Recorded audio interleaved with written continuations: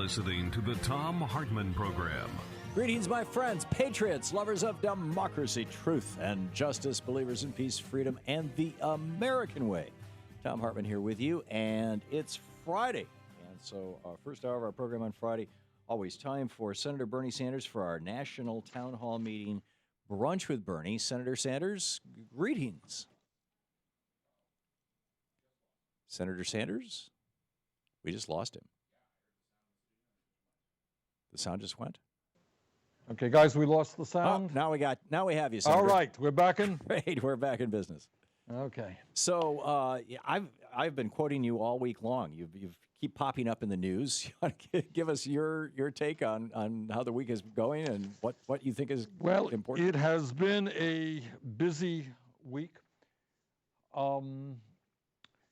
And one of the issues that we focused on, there was a very modest bill dealing with child care on the floor of the Senate, which passed. And I took advantage of that opportunity to get an amendment in, a small amendment, which begins to raise issues, Tom, about an issue we don't talk about enough in this country, and that is childhood poverty, which in the United States is higher at about 22% than any other major country on earth. And to my mind, when you look at the issue of childhood poverty, it is not just a moral issue, because you're dealing with the most vulnerable human beings in the world. These are the little kids. These are the people who are 2 months old and 3 years old and 5 years old. And it just seems to me that from a morality perspective, we just can't turn our backs on kids. We just can't do it. And when we have almost over 1 out of 5 kids in this country living in poverty, some of them not getting the nutrition they need, some of them living in totally inadequate housing, most of them not getting the education and the early childhood education they need. From a moral perspective, that is not the kind of people we should be. But then if you look at it beyond that, just even from a dollars and cents point of view, if you don't invest in your kids, and if you have 25, 30% of your kids dropping out of high school, if many of these kids do not get jobs and become taxpayers, if a decent number of them end up in jail at $50,000, $60,000 a shot, it just makes no sense at all when we need a strong, well-educated, productive workforce to compete in the global economy. So we have got to focus attention on the needs of our children. We need to make sure that childcare, good quality childcare and early childhood education is available to every working family in this country. I mean, one of the terribly serious problems that gets almost no discussion is that in my state of Vermont and all over this country, if you're a working class family and if mom and dad go out to work, it is very difficult to find affordable childcare. The good quality childcare is very expensive. There are long waiting lines all over this country. And what we have got to recognize is that in the year 2014, when mom and dad are both working, we have got to understand that education does not begin at age 5. It begins a lot younger than that. So that's an issue that we are working hard on. The president this week, at an event in the White House that I could not attend, I was just had to be in the Capitol, announced his effort to take steps regarding improving the Fair Labor Standards Act. Not a sexy issue, but a very important issue. Right now, Tom, you have workers in this country making $25,000 a year, supervising, quote unquote, spending 5% of their time supervising a few workers, and they're working 50 or 60 hours a week. Under current regulations, those workers are not entitled to overtime pay. So you can be working 50, 60 hours a week, you get straight pay, you don't get time and a half. That's wrong. The president wants to look at that. My view is that that number should go, instead of being $455 right now, should go up to about $1,000. So if people are making less than $1,000 a year, they should be eligible for time and a half.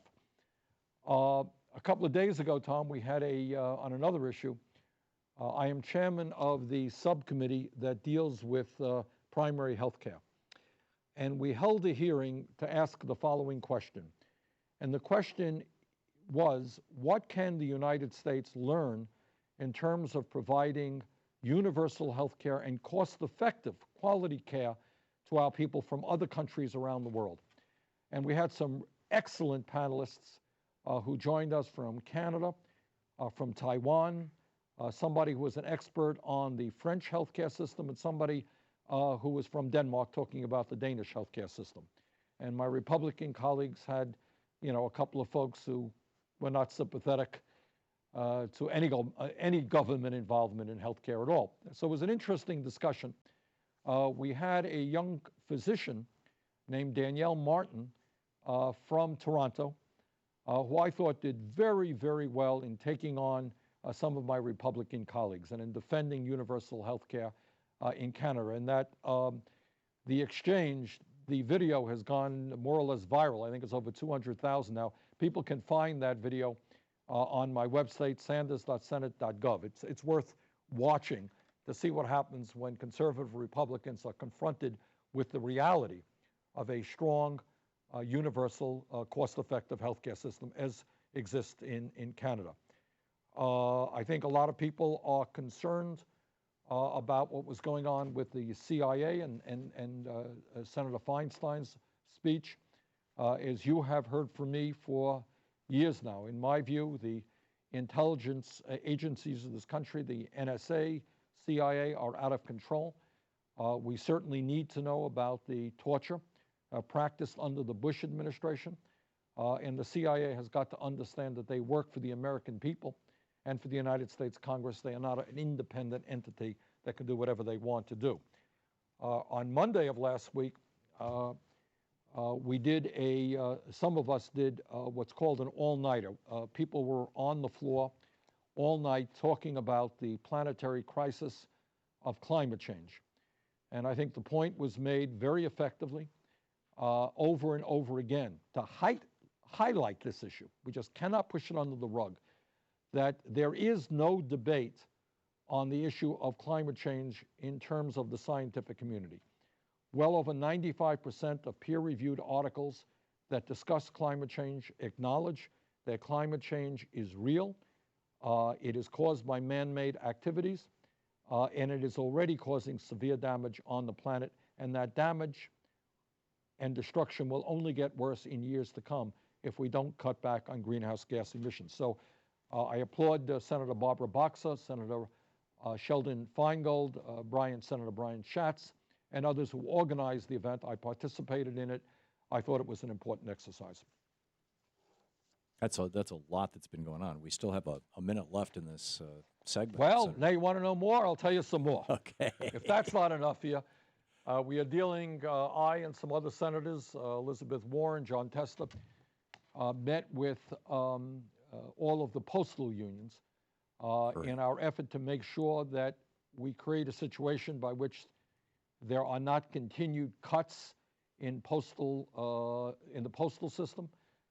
In recent years, the postal system has seen an uptick, an increase in their revenue. They're doing better, and we want to give them the tools to do extremely well. And we do not want to see, when unemployment is so high right now, massive cuts in the postal system in terms of jobs lost and the speed of mail delivery cut back. So paying attention to the Postal Service and making sure that we protect those jobs and the Postal Service is also a very large issue for us. Yeah, I know you've been a real champion of that legislation to do that. Senator Bernie Sanders here with us. It's our Brunch with Bernie hour. Senator Sanders will be taking your calls right after this. Be sure to check out his website at sanders.senate.gov. It's 15 minutes past the hour. We'll be back with Bernie.